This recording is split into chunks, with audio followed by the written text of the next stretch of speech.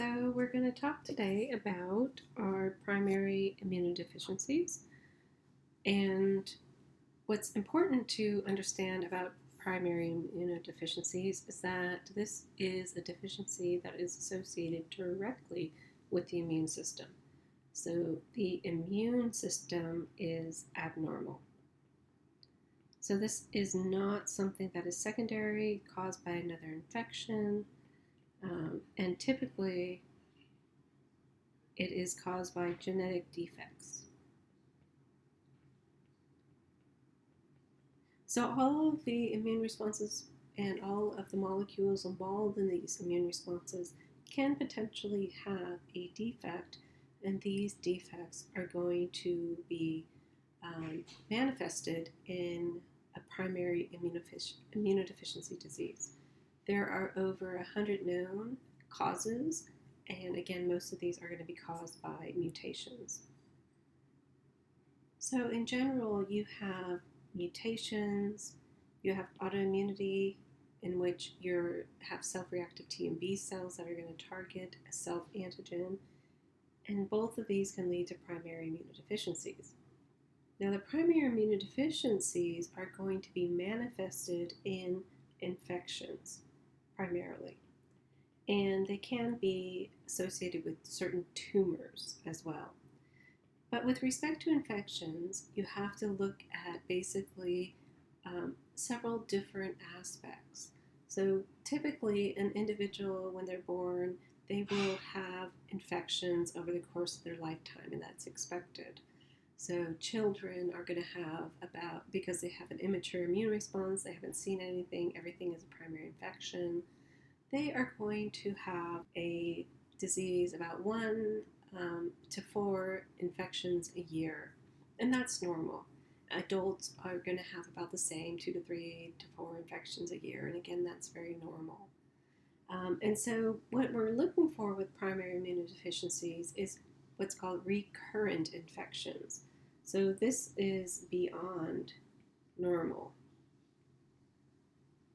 And so this is an individual who constantly gets infected during the first years of life or during a certain stage of life, and that would be not normal.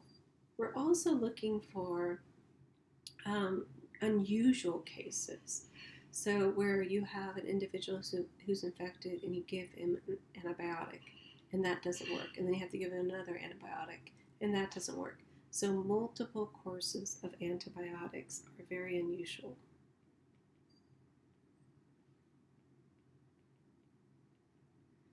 And then we also have constant infections that do not clear on their own. So they don't clear.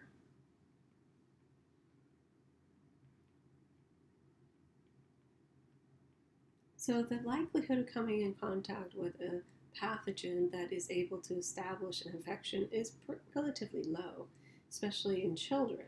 They are most likely to come in contact with infections that are rapidly cleared, cause a sort of disease in the children, but then it gets cleared and they recover. So when you have an individual or child who gets constant infections that don't clear on their own, that is unusual. And also, these infections tend to be difficult to treat, and it's because the treatments, even though they're trying to control the infection, because the immune system is not up to par, they can't do the rest of the job and clear the infection. So the actual type of infection is going to be a clue. Sorry, my dogs. Type of infection is going to be a clue at the type of immunodeficiency of the actual person. So for example, you can have T cell defects, you can have phagocytic defects or innate defects, complement defects, and B cell defects. And each of the type of infections that an individual is susceptible to can lead to or actually give sort of an indication of the type of primary immunodeficiency. So for example, a reactivation of herpes simplex virus and herpes zoster virus for chickenpox and shingles is going to indicate a mild immunodeficiency.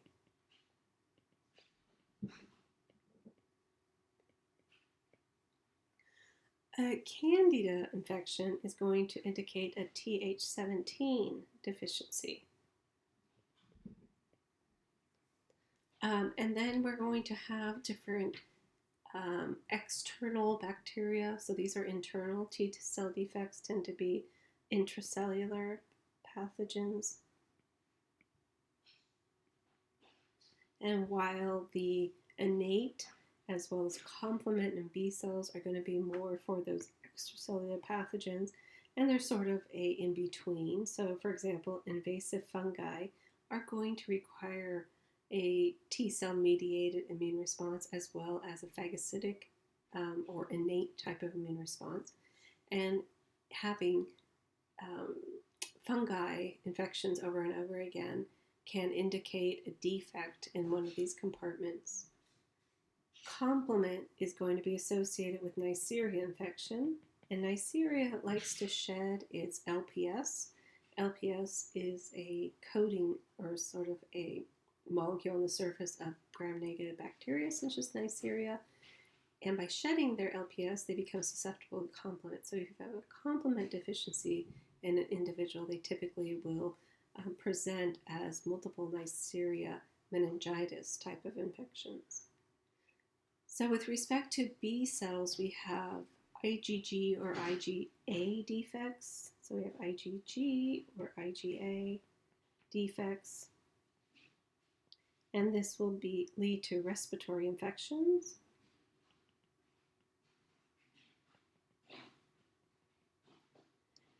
Pneumonia, and this is typically caused by Haemophilus influenza, and this can lead to a condition which is permanent damage to the bronchi.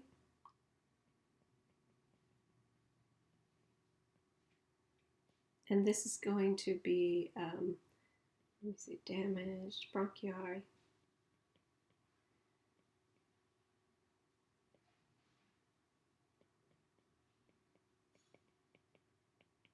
And this is going to be bronchiectasis, and this is, again, permanent damage to the bronchi, and it's caused by Haemophilus or pneumonia, Streptococcus pneumonia.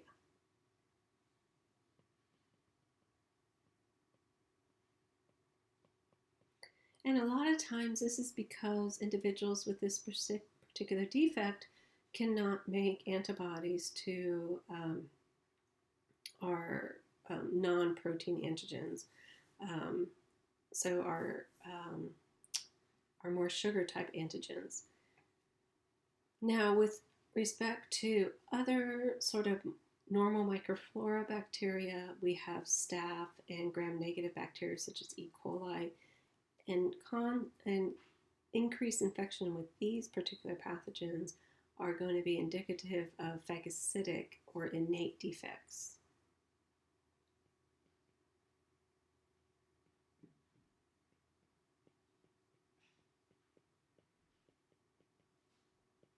So these are going to be more associated with phagocytic defects. So again, the type of these opportunistic infections, whether they're intracellular or extracellular, are going to give clues as the type of defects, whether it's T cell or it's going to be B cells, etc. Now, one sort of class of bacterium that can give an indication of the type of defect is Mycobacterium.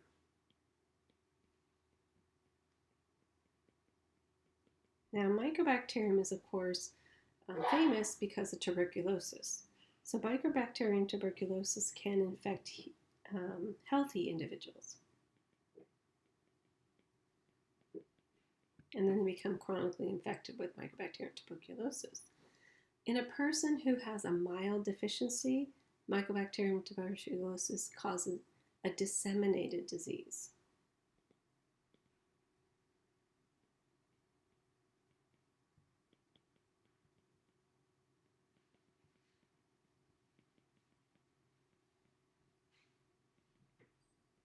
And this is in a mild deficiency. And a mild deficiency might be a deficiency in the ability to make a certain antibody to a certain antigen, for example. But a person with a mild deficiency can be infected with Mycobacterium tuberculosis, And instead of in a healthy individual where they control that tuberculosis infection, even though they don't clear it, in a mild immunodeficiency, they can't control it, and it does get out and it does disseminate. And then when you have a severe deficiency,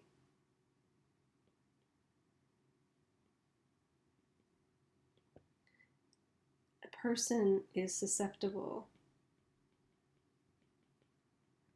to non-invasive Mycobacterium, such as avium. And so this is a case where we have a lot of Mycobacterium in our environment, and they typically don't cause disease. Our immune system is able to clear it very quickly. Mycobacterium tuberculosis has virulence factors which enable it to infect us and stay infected.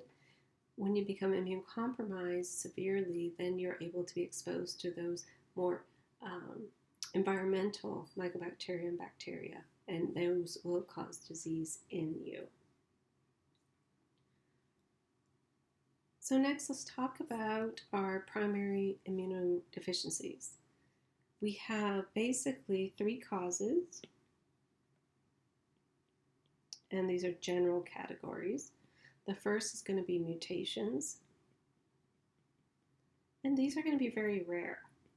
So they're not common, but they are going to cause severe disease. And then we're also going to have polymorphisms.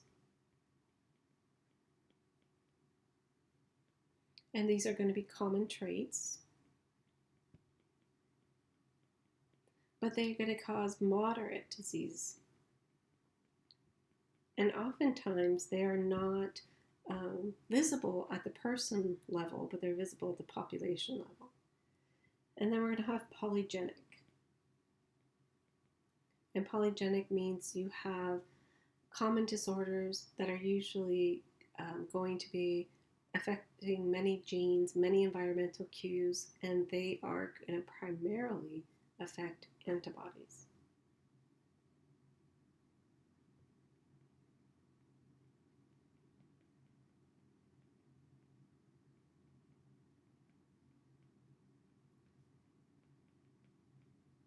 Now, why this is important is because the polymorphisms and polygenic are not going to have such a profound population effect on the T cells or the cell-mediated immune responses. And as we know, the most abundant pathogen is intracellular viruses, which require cell-mediated immune responses. So the rare mutations are the ones that are going to cause the most problems with respect to, in developed countries, our primary pathogen, which is our viruses. So in our primary immunodeficiencies, we have various forms. We have T cell disorders and B cell disorders. So as we know, ZAP70 is important for signaling in T cells. We also know that JAK signaling is important in our lymphocytes. Thymus is going to be important. So in a DiGeorge syndrome, you don't have a thymus. And so what's happening in DiGeorge is you have a chromosome 22 is translocated. And it's going to be translocated to a different chromosome. It can be random. But what this means is not inherited. Now we also have B cell deficiencies, and this is going to be later in the development of following birth. So T cell disorders tend to be more rapid after birth, and B cell defects tend to take time.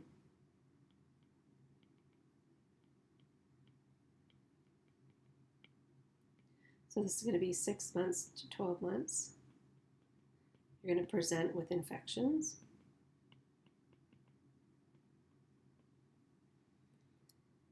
And so we're going to have some mutations. So mutations in RAG. RAG, of course, is going to be associated with recombination. And so a defect in RAG is going to affect the gene rearrangement of both B cells and T cells. And this is going to lead to SCID, severe combined immunodeficiency disease. We also have defects in Bruton's tyrosine kinase, and this is going to be important for B cells in their gene rearrangement. So this will lead to specifically B cell defects, but not T cell defects. We have in the thymus DiGeorge syndrome, in which they are going to lack the thymus and they're not going to be able to produce T cells. Another type of SCID is a cytokine gamma chain. The gamma chain is a shared gamma chain. And so that's going to be shared by IL-2, IL-7, not IL-6. And these are growth factors for T cells. And so this gamma chain receptor deficiency will not allow T cells to grow, will not allow them to survive. And so you'll leave with a T cell defect. We also have the WASP protein. And the WASP protein has to do with actin rearrangement.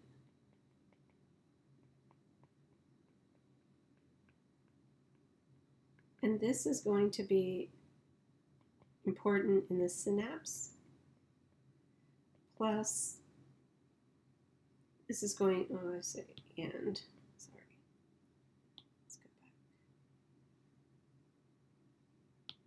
And in cell-mediated cytotoxicity, so cell-mediated immune responses. We also have TAP deficiencies. TAP deficiencies are going to decrease MHC class 1, which decreases CD8 T cells, of course, and so you're going to be susceptible to intracellular infections. We have deficiencies in HELP. The CD40 ligand might be deficient, and so there you would have an inability to do class switching, so you might have a hyper IgM syndrome, for example. And so all these deficiencies are in place. Now SCID is going to be the most severe combined immunodeficiency. And that's because you have a loss of T cells and B cells.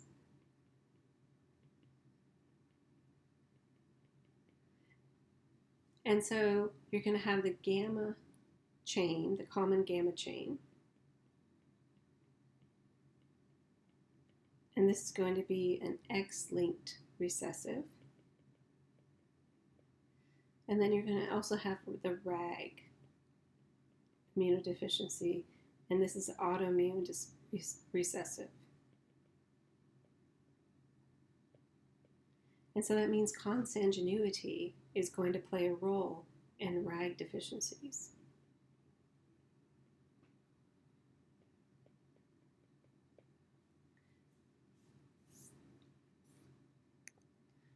Now, just in general, we have a list here of different cell defects. This table is talking about either T cells or T and B cells. And so when you have a monogenetic, that means one gene is causing the effect. And in this case, we have recombinase, RAG. And so this is causing an autosomal recessive SCID, severe combined immunodeficiency disease. And the susceptibility is going to be all pathogens. You basically have no T cells, no B cells, so you're going to be susceptible to all pathogens. We also have Wiskott-Aldrich syndrome, and this is going to be the WASP protein. Actually, it's capital. And this protein is involved in actin rearrangement, so when their T and B cells become activated, they have to rearrange their membrane, that they bring molecules together, such as their signal 1, signal 2, etc. And so WASP is going to be important for that. So a WASP defect also is going to have an effect on all pathogens. We have another common gamma chain. This is going to be an X-linked SCID, and basically you have no T cell growth factor, IL-7, and no IL-2. IL-7 is also important for B cell development, so you're going to lose that B cells. And so you have a lack of T and NK cells, and B cells are not functional. And so this, again, is going to lead to a SCID, and you're going to have susceptibility to all pathogens. In DiGeorge syndrome, you're going to have an absent thymus, and so this is going to lead to an impact on intracellular pathogens. And then you have also autoantibodies against T cells. You can have anti-IL-7, which will impact Th17 responses. This is going to lead to an increase in Candida, or an extracellular bacteria. In the case of your anti-interferon gamma, this is going to impact Th1 responses and lead to infection with Mycobacterium and intracellular pathogens. Now, with respect to B cells, we have, again, monogenetic, in which only one gene is involved. So we have mutations in T cell help, CD40 ligand, CD51, and this leads to hyper-IgM syndrome. And what this basically means is you can't isotype switch, you can't undergo hypermutations. We also have X-linked deficiency associated with mutations in Bruton tyrosine kinase. It's going to have the same phenotype, susceptibility to pneumococcus and Haemophilus influenza. And then we also have our polygenics. So we're going to have polygenic common variable immunodeficiency, IgA deficiency, and specific antibody deficiency. And in the case of all of these, the defect is not known. So polygenic is going to mean many genes plus environment influences.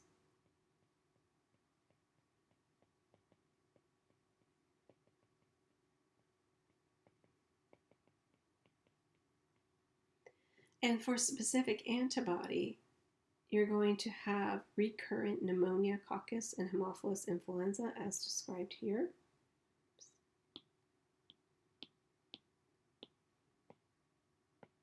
That's the case for all of them.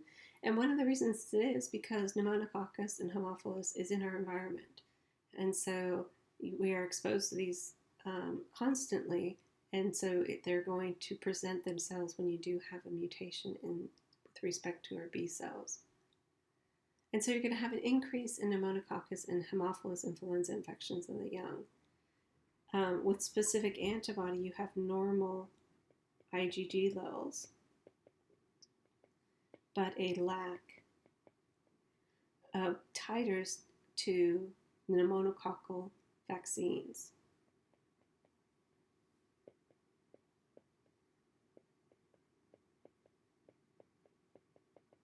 So this is a polysaccharide conjugate vaccine.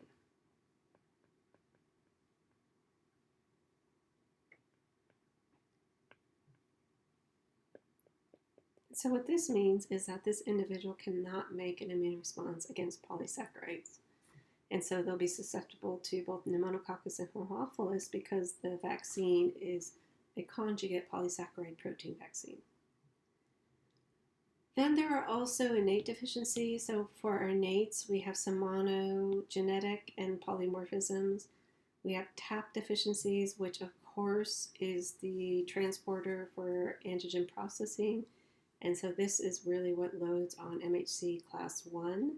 And so pathogens are going to be susceptible if you have a TAP deficiency. You also have complement deficiencies, and this is going to be especially important for bacteria, especially Neisseria. Neisseria has LPS, it's a gram-negative bacteria. So it has LPS on its surface, but it sheds its LPS. And so it makes it susceptible to our MAC complex. So that's the complex that punches holes. And so it's very easy for MAC to get onto the Neisseria. If you have a deficiency of complement upstream of MAC, so that would be a complement 1, a complement 3, a complement 5, etc. deficiency, you're going to suppress MAC and you're not going to be able to control that infection. We also have our polymorphism associated diseases. And so we have HLA, which we all know has polymorphisms, and this can impact antigen presentation and impact intracellular pathogens such as viruses. We also have polymorphisms in mannan-binding lectin and complement. We talked about this when we were talking about anemias and the ability of the complement and the mannan-binding lectin to bind. And so this can have an impact on many pathogens, especially extracellular pathogens. Now, for our chronic granulomatous disease, we have a deficiency of our oxygen burst. And so this is typically going to be in our neutrophils. And this is going to lead to staphylococci infection as well as invasive fungal infection. Now, let's just talk about a few of these diseases. So we have, for example, our common variable immunodeficiency disease. This is going to be a polygenic disorder.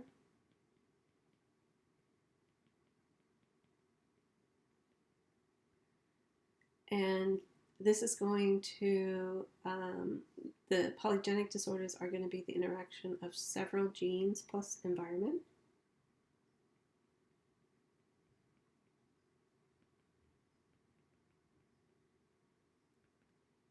And so with respect to common variable immunodeficiency, we're going to have a reduction of antibodies. So this is going to be low IgG. IgG is the most abundant antibody circulating. It's also going to lead to a reduction in T cells and B cells. The symptoms usually start in young adulthood.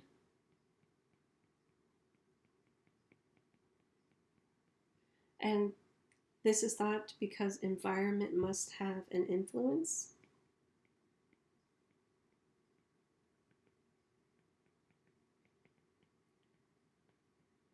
And so this is why it's called the polygenic disorder. So for the symptoms, you're going to have recurrent bacterial infections of the lung, and this can lead to bronchiectasis, and this is going to be permanent damage to your bronchi.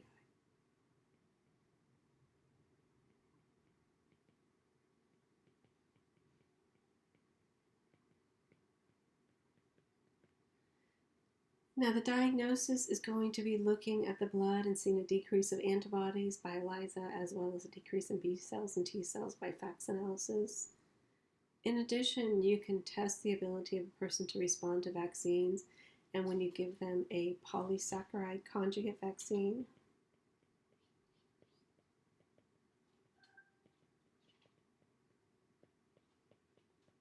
they typically cannot respond. And the treatment is going to be passive antibody therapy. So one thing to keep in mind is that common variable immunodeficiency is going to be common. However, it's going to have the influence of the environment as well as multiple genes. So it doesn't mean that if you are predisposed, you're going to actually get this. However, it's if you do have the predisposition, then the potential is, of course, increased. Now, another is polyadenocrinopathy candidiasis ectodermal dysplasia, APECED disease. And this is associated with recurrent candida infections, which is a yeast. And this is common in our environment. It's everywhere. If you're immune competent, you're able to control this infection without any problem. This is going to be caused by a defect of central tolerance. You have an air defect.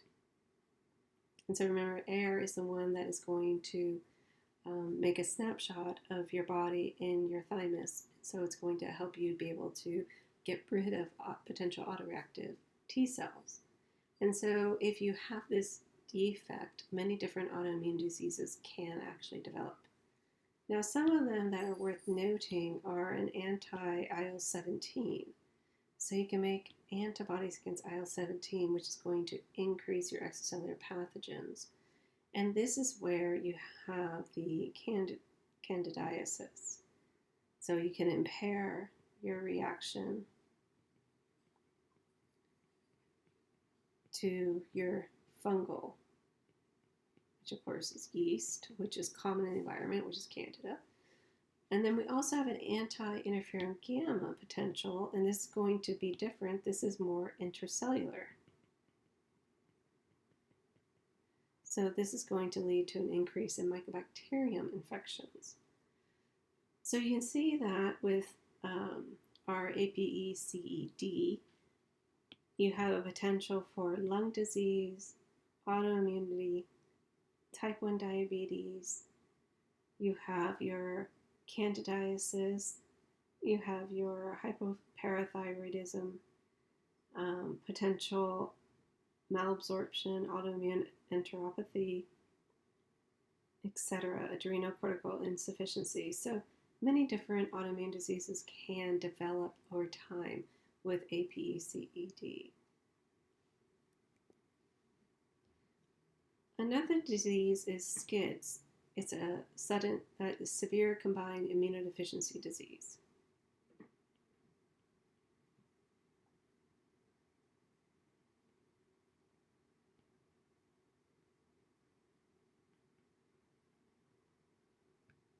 And this is both T plus B cells.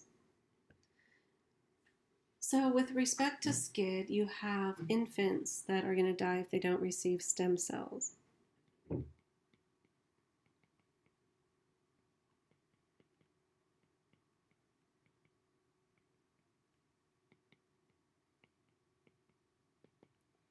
And so this must be done quickly. So if you do it soon after birth,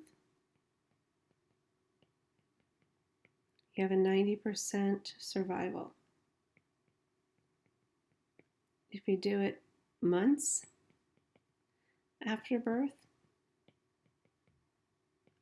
you have about 50% survival. So it's very important to diagnose this very quickly. So one of the things that happens when a baby is born is they take blood from the baby. And one thing they do is they do infant dried blood test. And so in these infant dried blood tests, these are Guthrie spots.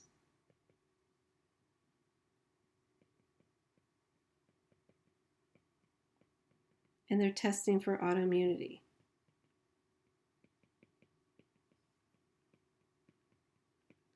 And so they're going to look for the presence of what's called T cell excision circles.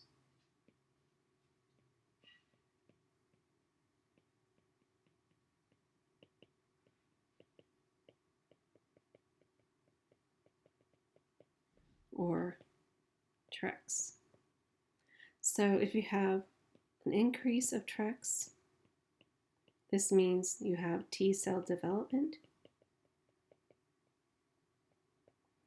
If you have decrease of TREX, this means T cell development impairment.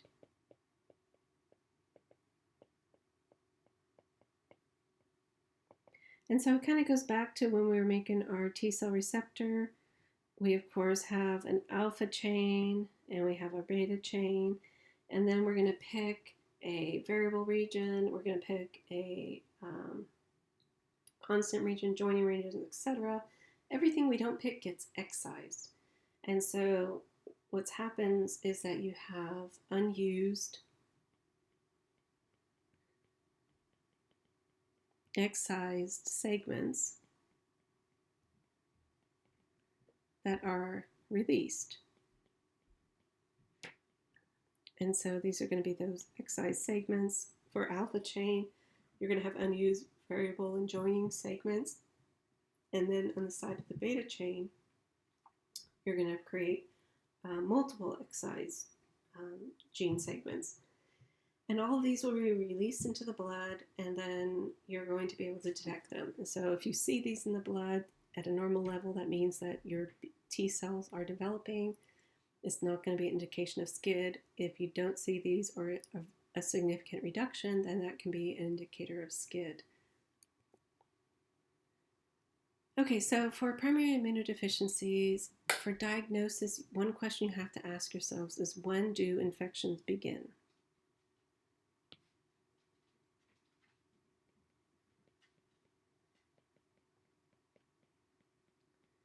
Now, if they begin soon after birth, this could indicate a T cell deficiency. If they begin later, approximately 6 months, this can indicate a B cell deficiency. So from birth to about 6 months, you have maternal antibodies. And this pretty much protects the infant. Now, for T cells, you can measure this using flow cytometry.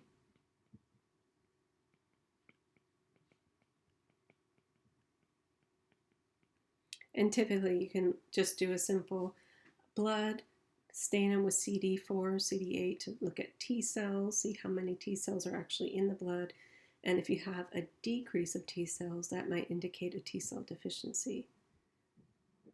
For B cells, you're going to have common variable immunodeficiency.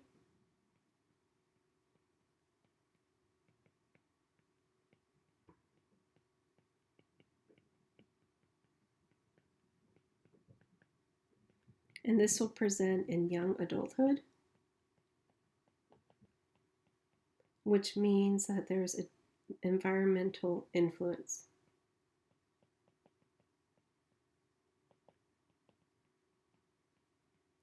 If it was purely genetic, you would see it in infancy. You would see with this chronic or recurrent bacterial respiratory infections,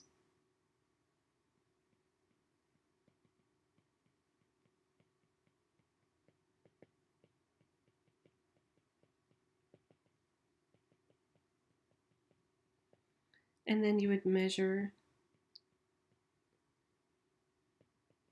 your immunoglobulins, IgM, A, G. You would also exclude secondary causes.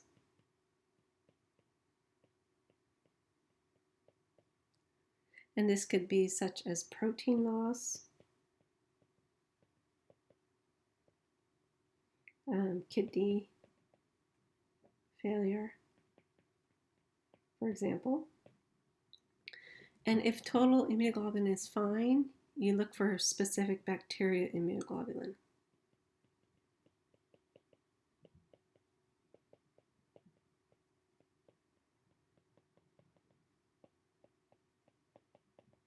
And then if normal, you can check for complement defects.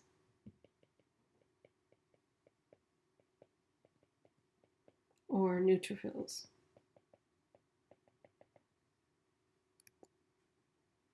Now, treatment with respect to our primary immunodeficiencies is going to be to prevent infection.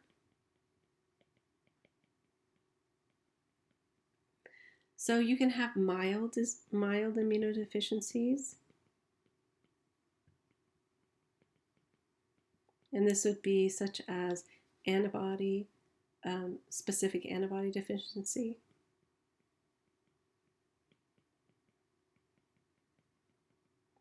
And so they cannot make polysaccharide antibodies.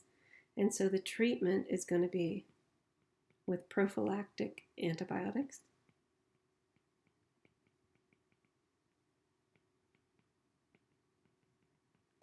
And you can have more severe, and this is going to be needing immunoglobulin replacement therapy.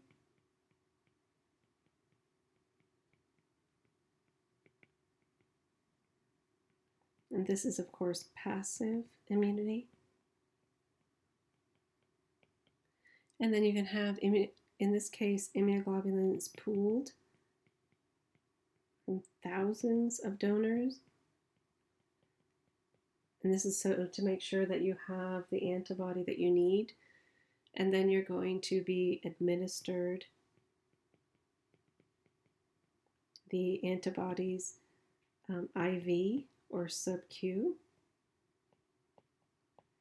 You're going to have your serum pasteurized.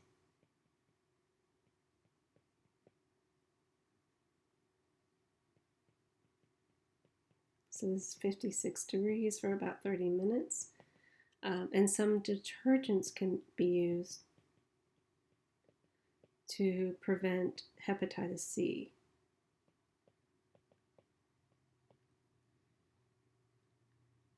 Now for a SCID, you're going to need a stem cell transplant. And then again, if it's done very early, you have a high risk of success, about 90%. If it's done later, that risk decreases as the months go on. Now, there is a possibility for what's called gene therapy. And so gene therapy is really a technology, and it's a recombinant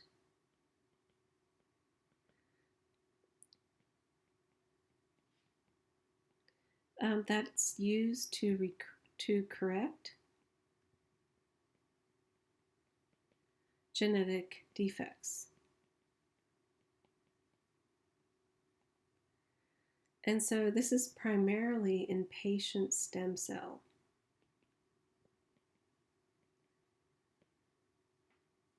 So they're going to, for example, take the stem cells from a patient, and then they're going to use a certain gene. In this case, it's the gamma gene. Remember, if you have a common gamma chain deficiency, you're going to want to take a virus and make that common gamma chain. You then take the stem cells and the virus constructs and you mix them together with the hope that the stem cells will pick up the virus, and now they're going to be able to express the common gamma chain. And then when you inject those stem cells back into the patient, they will be capable of making that common gamma chain. And so that's the approach of gene therapy. So this is going to be used for some SCID patients. Now, in the earlier studies during the 90s, 5 of 20 SCID patients developed lymphoma.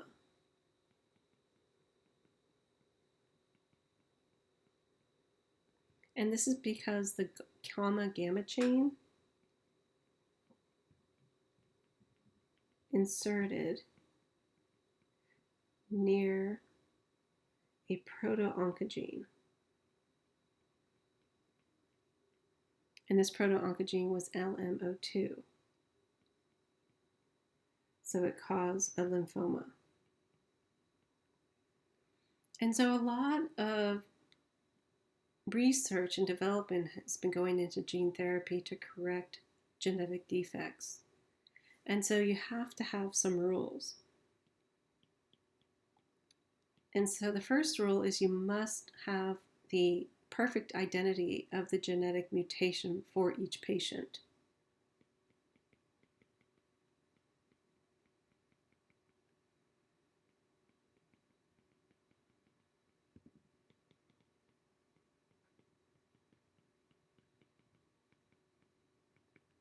And then you have to have evidence that correcting the mutation will improve the condition.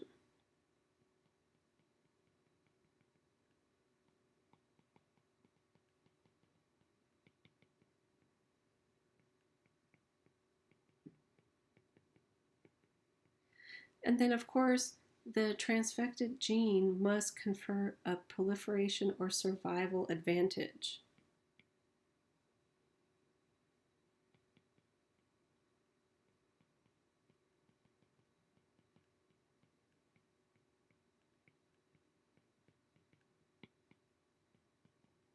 So this was done for neutrophils. So there are some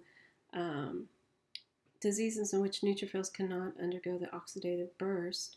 And so they did the gene therapy on neutrophils, but it was stopped because the neutrophils that had the gain of function of doing the oxidative burst could not compete with the mutated neutrophils that the patients had. So the gene therapy was not effective.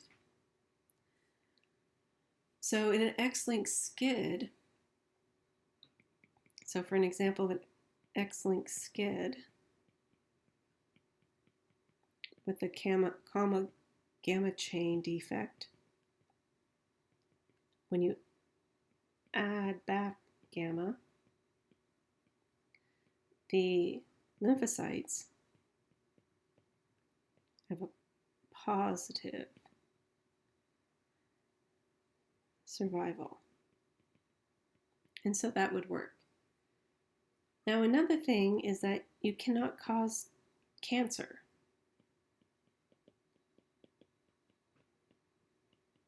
So just like our patients who had gone through gene therapy for to correct SCID, and then they developed a lymphoma, you don't want that to happen. So you have to make sure you cannot cause cancer.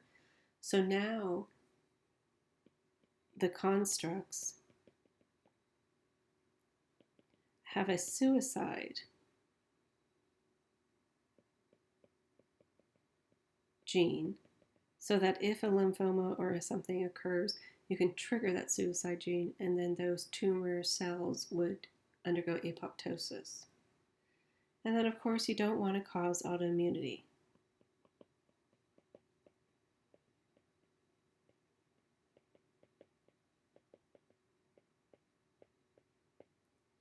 And so for any time you change a gene or add a gene and it has a possibility of making it look different, the immune system could potentially react to that. So you want to make sure that the immune system does not see the gene that you're adding as a foreign gene. And so just really quickly, I want to talk about gene therapy and Wiskott-Aldrich syndrome. This is an X-linked or spontaneous, which is also de novo, mutation. And it has to do with a WASP protein. WASP protein regulates actin. And so for an immune system, this is very well characterized.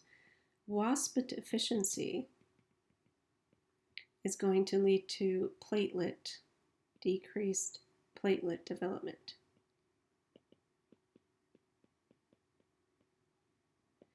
But now ZAP70, which is in the T cell, is going to activate WASP, and it's going to cause WASP to change the cytoskeleton to form the synapse.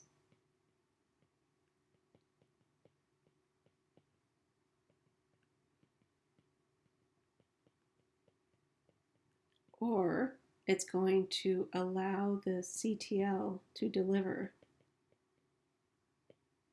perforin and granzyme. So it has to do with remodeling the actin, the cytoskeleton of the T cell. Now, if you have a deficiency of WASP, then you have trouble clearing intracellular pathogens.